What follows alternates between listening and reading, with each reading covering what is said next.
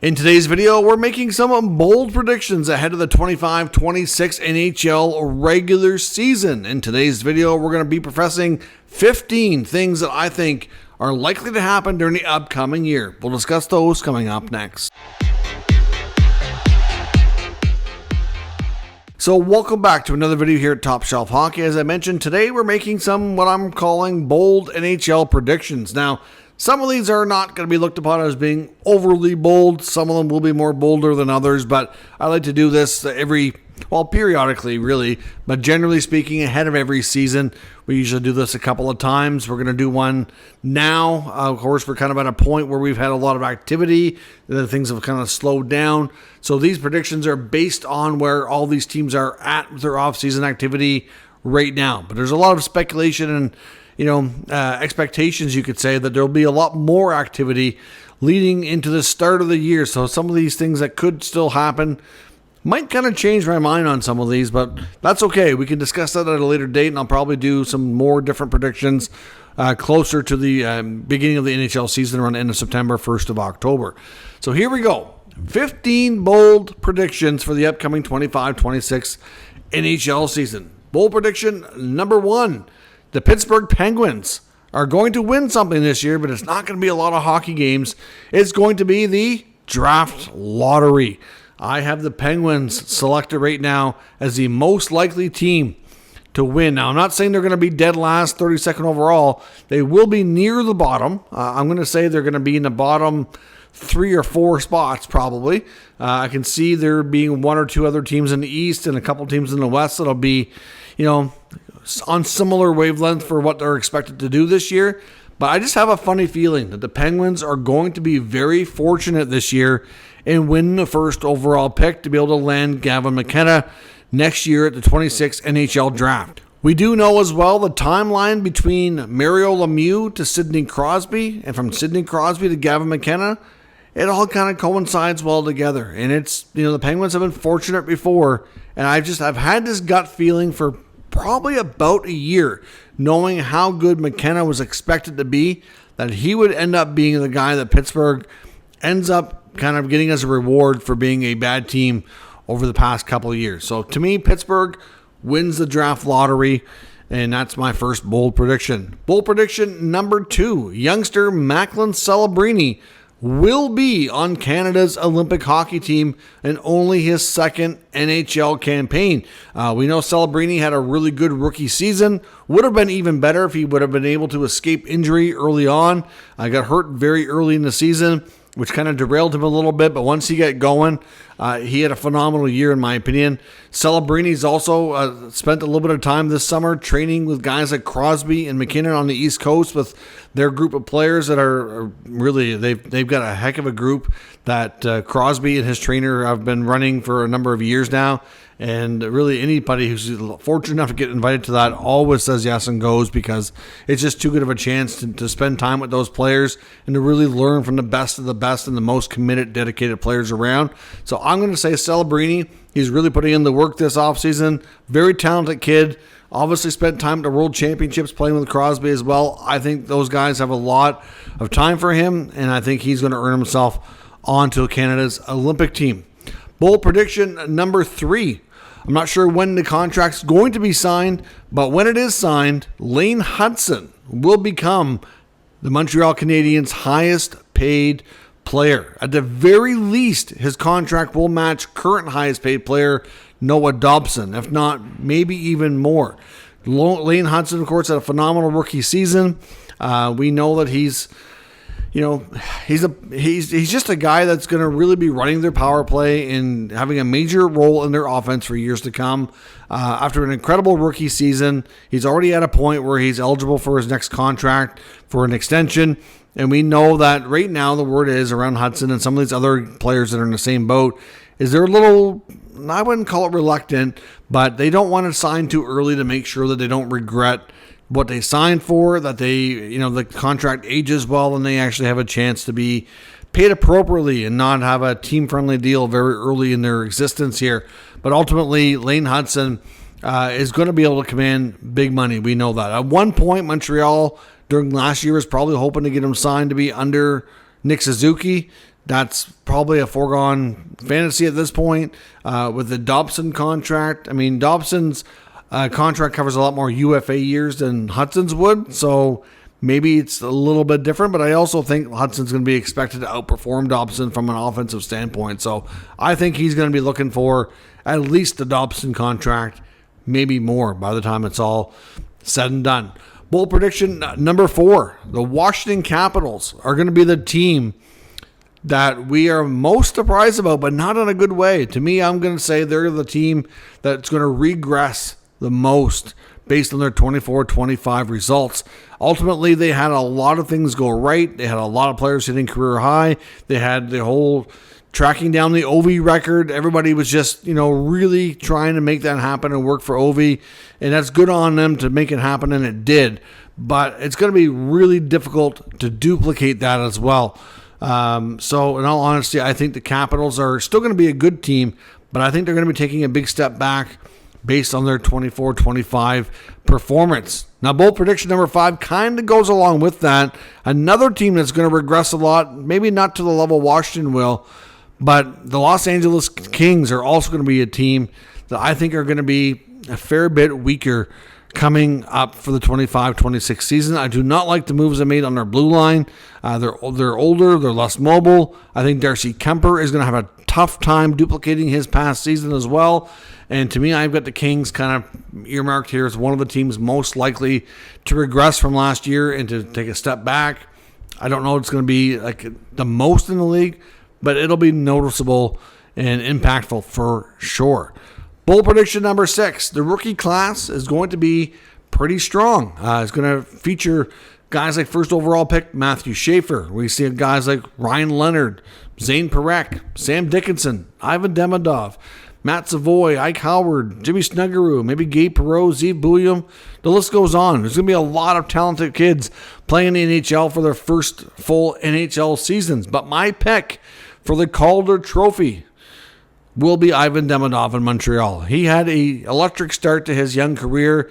Obviously, very talented kid. He's going to have probably a better shot than a lot of these guys to play top 6 consistent minutes, get power play time and all that. So I think he's going to have more of a chance to really rack up the points. I think Schaefer will be the one to give him the biggest, strongest competition.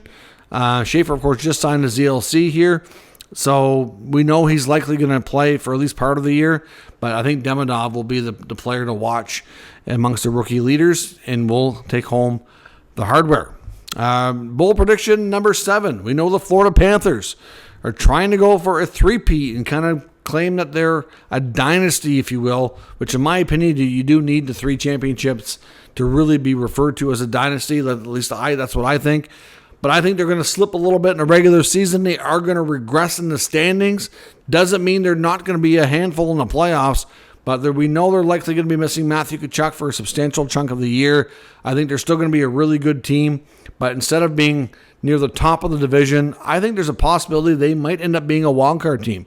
But I still imagine if you're finished first and you win the Atlantic Division and your reward is to play the Panthers in round 1, that is not going to be a reward that you want. I am predicting that they will fall short to get the 3-peat. They will not win the Stanley Cup in the 25-26 season. However, I do think that they will still make the playoffs, but I think they're going to be lower ranked, and I still think that there's a chance they win at least a round or 2, but I don't think they're going to go all the way. So we'll see what happens. Bold prediction number 8, and this kind of ties back to the Atlantic Division as well. Both the Ottawa Senators and the Montreal Canadiens are both going to improve again on last season's results and move up in the Atlantic Division standings. They were both wildcard 1 and wildcard 2 respectively last year. I think there's a really good possibility we're going to see both of them in the top 3. The Sens were only 1 or 2 points behind the Panthers last year to move up into that 3rd spot as it was.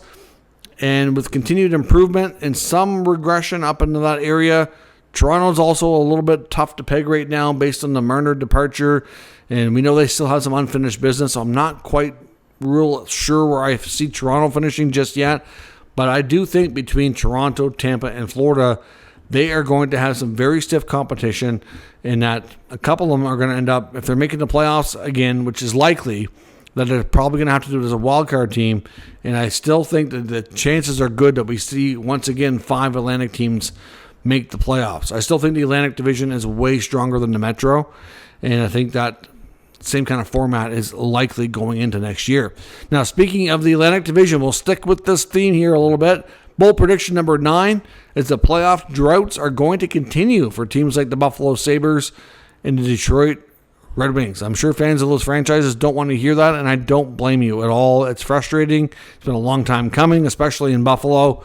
Detroit, I understand you've had a good stretch without playoffs now, but at least you had a really long stretch with consistent playoffs for a really long time prior to that, whereas the Sabres have, they didn't have a 20-25 year stretch, right? The Sabres have been 14, going on 15 years without playoffs.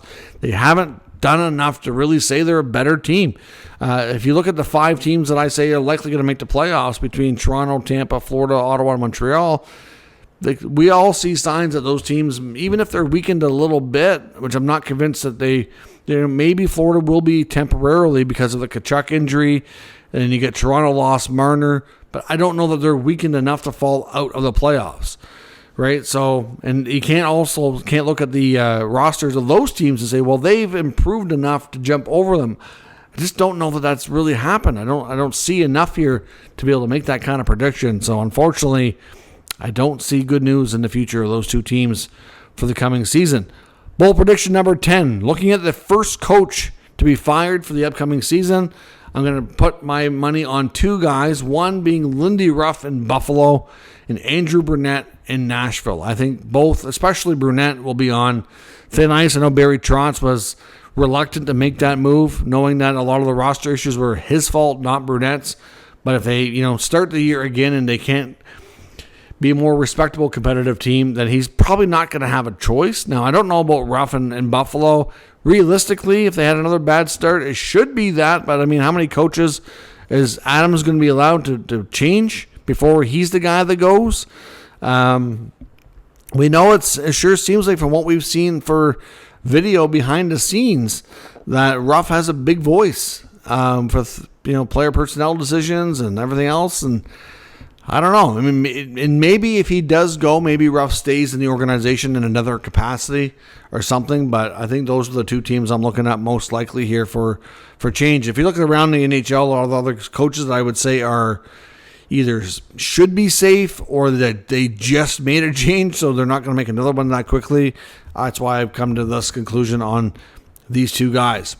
Bold prediction number 11. The Edmonton Oilers see major bounce-back seasons from both Zach Hyman and Ryan Nugent-Hopkins, increasing their secondary scoring production while seeing good rookie seasons from Ike Howard and Matt Savoy to really solidify their top 2 lines and really surprising a lot of teams that they're still as good as they were the last couple of years and that they're not regressing. They're going to look different, but they're still going to be really strong. Hyman, really took a dip in his production last year. Nugent Hopkins, it can certainly, I think he can be better as well. We know they both dealt with a lot of injuries in the playoffs, and that certainly played a role in those stretches too. There's a lot of pressure on those 2 rookies, but between those 4 guys, I still think they would obviously want to add at the deadline and become deeper and stronger, but I think the Oilers are going to surprise many with how their secondary production is a lot better than many might think it's going to be. Bold prediction number 12, Mitch Marner in Vegas for the first season is going to duplicate that 100-point season that he finally hit with the Maple Leafs last year. But he's going to surpass his last year's total, set new career highs, and he's going to help Jack Eichel do the same. The Vegas Golden Knights will have multiple 100-point players on their roster and will be a force to be reckoned with in the Western Conference. There's no doubt I think Marner will have a better shot at having playoff success based on the team that's built around him there than what he had in Toronto. Bold prediction number 13, the surprise team of the year. Now, we always have 1 or 2 that surprise us for good reasons, and we have 1 or 2 that surprise us for not so good reasons, and they regress and they fall out of the playoffs or what have you. Last year, I think it's fair to say, Boston was that team. I wasn't shocked that they took a step back, but I didn't think it was going to take them all the way to the bottom of the standings. I thought it was going to be less significant than that. But the team that was going to surprise us in a positive way, because we've already talked about LA and Washington being the teams that will surprise us in a negative way, is going to be the Anaheim Ducks. I think the Ducks now, of course, a big contingent part of this prediction coming true is they get a contract signed for Mason McTavish in the near future, and they don't have that drag on so he doesn't miss time during the season. But they've got a new coach in Joe Quenneville. They've added some new veteran players like Chris Kreider. McTavish and Carlson are poised for a big step. They've got a different goaltending tandem with Dostal really even more secure as number one than he was before in a new contract. Got some good young D there, along with some veteran guys. I think they're ready to take a step. I'm not going to go as far to say that they're going to make the playoffs, but I do think that they will be in the mix a lot longer than they have been in recent years. And if they don't make the playoffs, which I think that they probably won't, but I think they're going to be really close. The surprise team that I'm going to say, to me, it's not much of a surprise, but it might be to you. But I think Utah will be the surprise team to get in the playoffs that will make the jump in the Western Conference. So Utah and Anaheim will be your positive surprise teams that were out of the playoffs last year that make the jump for the coming year.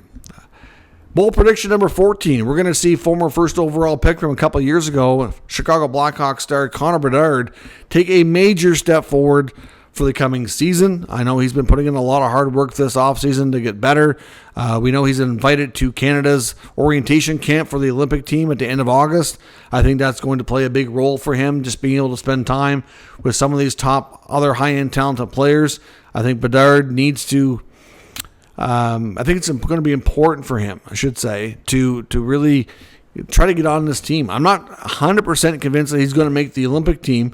In fact, it may even help his production if he doesn't, because I think he'll probably already be playing with a little bit of chip on his shoulder.